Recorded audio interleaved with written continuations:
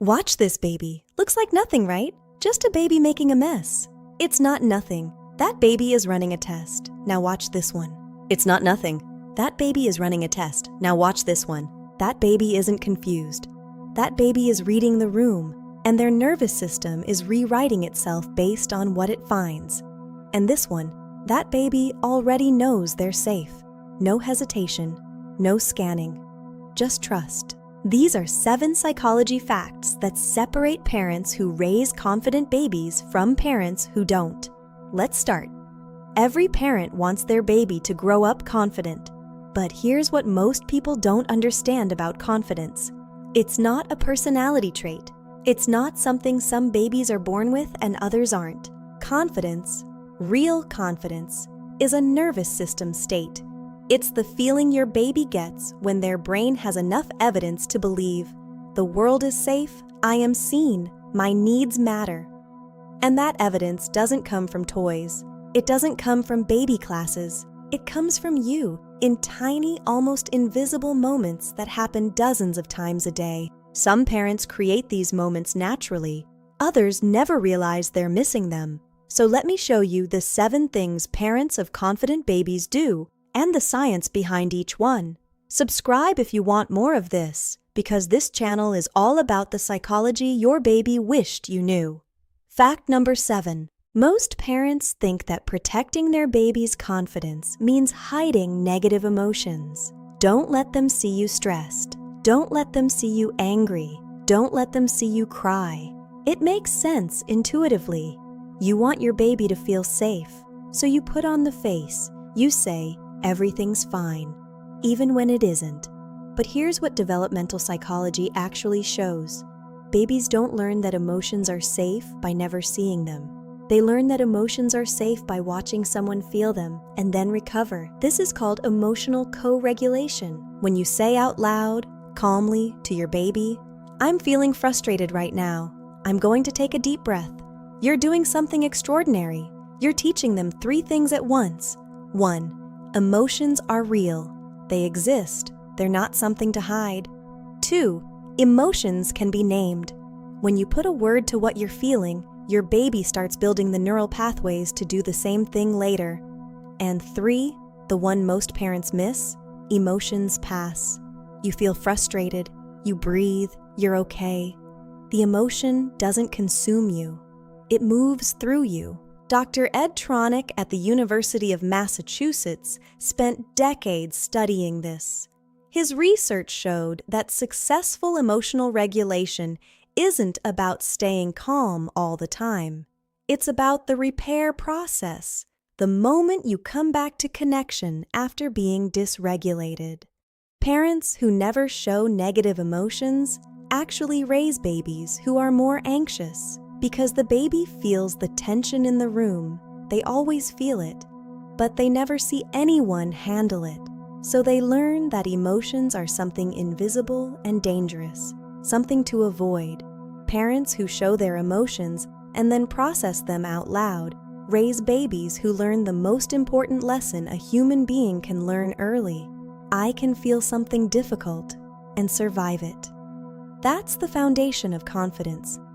Fact number 6 is something almost every parent does in the first year, but almost no one knows why it matters so much. Fact number 6, your baby is reaching for a toy. They can't quite get it. Their face is starting to scrunch up. Frustration is building. Every instinct in your body says, help them, grab the toy, move it closer, end the struggle. But the parents who raise the most confident babies, they wait, not for long, maybe 5 seconds, maybe 10. They let the frustration build just a little. And then, and this is the key, they let the baby solve it themselves. This isn't about being cold or distant. It's the opposite. It's about trusting your baby's brain enough to give it a chance to work. Psychologist Lev Vygotsky called this the zone of proximal development. It's the sweet spot between what a baby can do alone and what they can only do with help. And that zone, that tiny gap, is where confidence is built. Every time you rescue your baby before they've had a chance to struggle, even for 10 seconds, you send them a quiet message. You can't do this without me. But every time you let them try, and they succeed, their brain releases a wave of dopamine and creates what researchers call self-efficacy.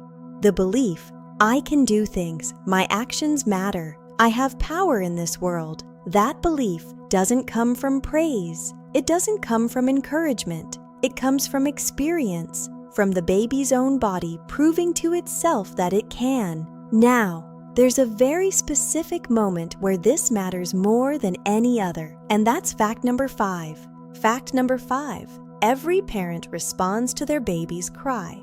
That's not the differentiator. The difference is how. Most parents have 1 or 2 default responses to crying: pick up, feed, rock, bounce, shush, and they cycle through them on autopilot until something works. But the parents who raise confident babies do something subtly different. They read the cry first and then calibrate. Not every cry means I'm hungry. Not every cry means hold me. Some cries mean I'm overstimulated and I need less, not more.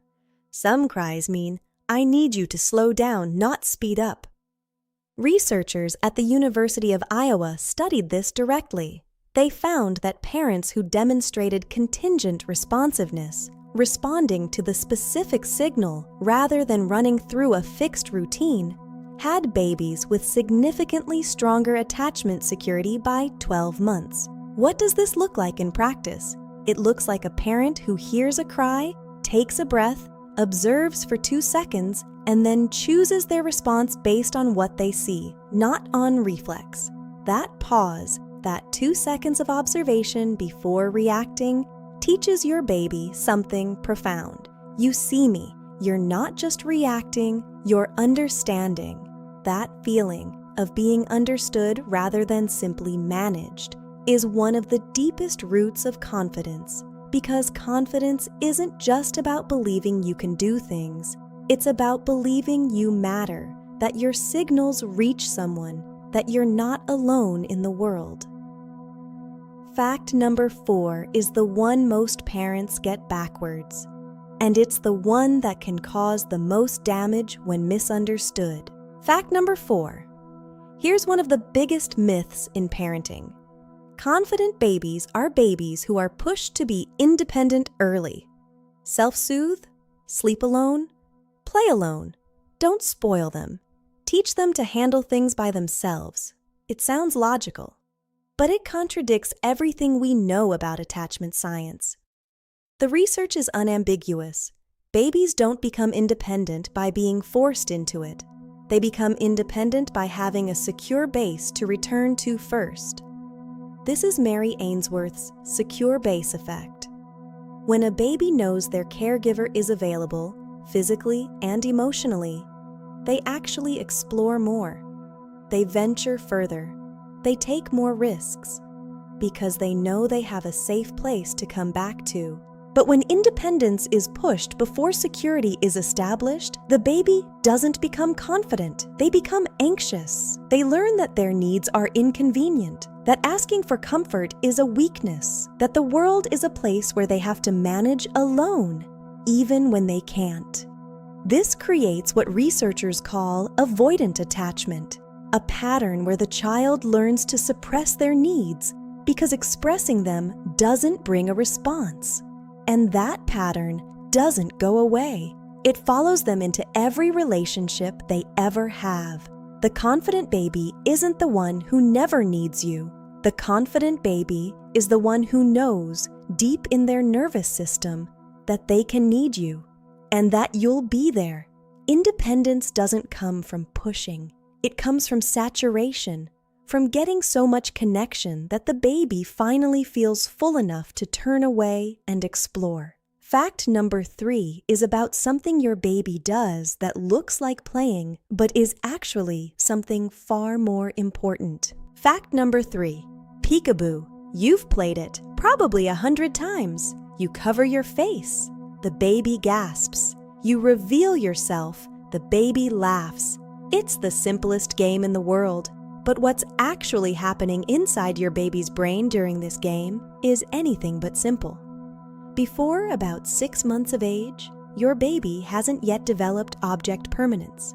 the understanding that things continue to exist even when they can't be seen. So when you cover your face in your baby's reality, you literally disappear, gone, completely.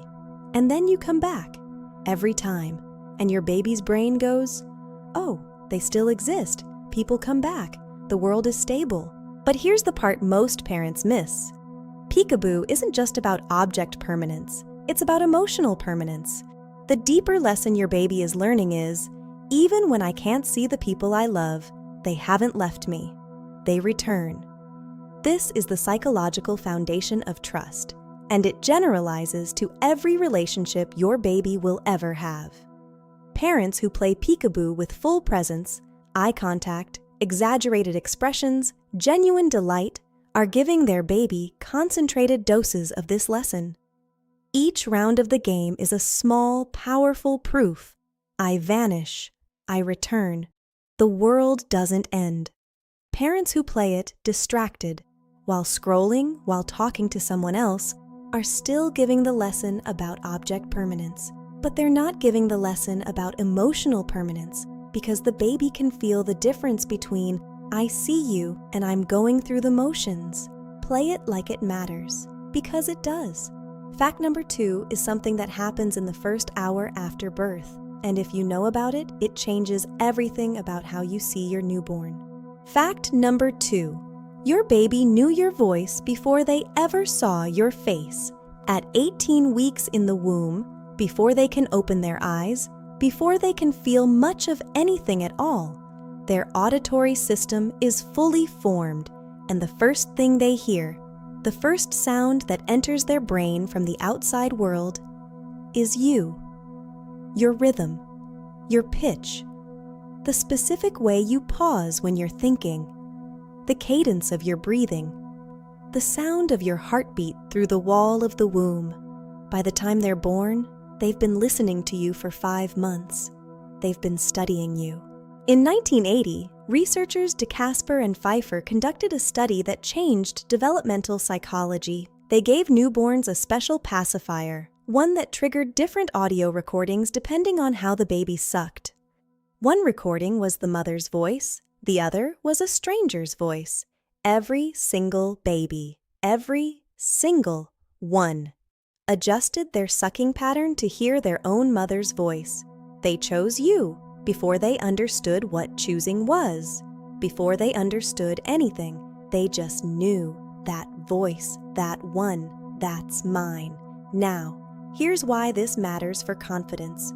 Parents who talk to their babies from the very beginning, who narrate what they're doing, who sing, who hum, who just speak, are doing something far more important than language development.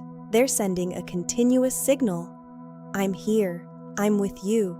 You're not alone. And a baby who receives that signal consistently doesn't just learn language faster. They develop what researchers call an internal working model of availability, a deep pre-verbal belief that when they need someone, someone will be there. That belief, formed before the baby has a single word, becomes the emotional operating system they run on for the rest of their lives. Fact number 1. The one that brings everything together. Fact number 1. The parents who raise the most confident babies are not the parents who never lose their temper. They are not the parents who never make mistakes. They are not the parents who are always calm, always patient, always perfect. They are the parents who repair. Every parent snaps. Every parent has a moment where their voice is too sharp, their patience runs out, their face shows something they wish it didn't. That's not failure. That's being human.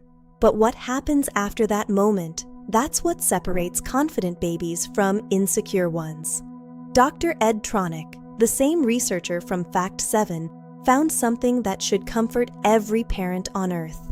His research showed that even the most attuned, responsive parents only get it right about 30% of the time.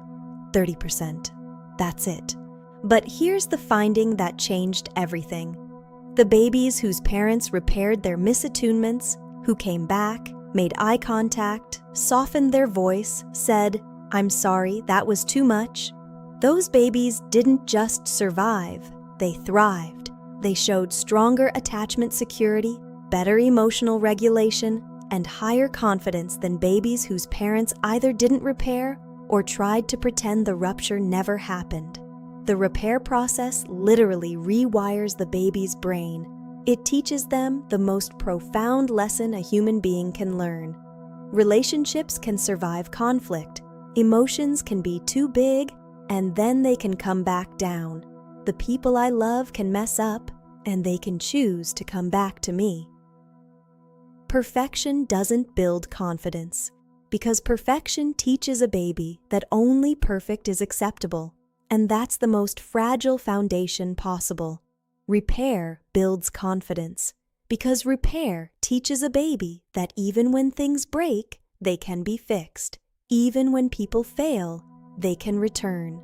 Even when the world feels unsafe, safety can be rebuilt. That is the single most powerful thing you can give your baby. Not perfection, not endless patience, not a stress-free home. Just this: when you fall short, because you will, you come back, you kneel down, you make it right, and your baby learns, I am worth coming back for. So let me bring all 7 together. They narrate their own emotions instead of hiding them. They let their baby struggle just long enough to discover their own power. They calibrate their response to the specific cry, not just the fact of crying. They don't force independence. They become the secure base that makes independence feel safe.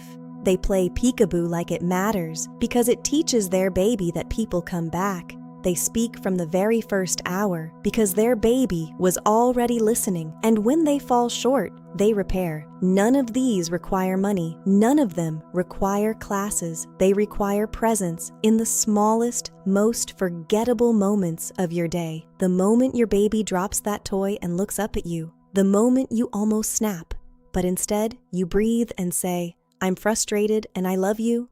The moment you play one more round of peekaboo even though you're tired. Those moments are not small. To your baby's brain, those moments are everything. If this changed how you see your daily interactions with your baby, subscribe to this channel. I post a new baby psychology fact every single day and share this with a parent who needs to hear it. Your baby is listening, even now, especially now. I'll see you in the next one.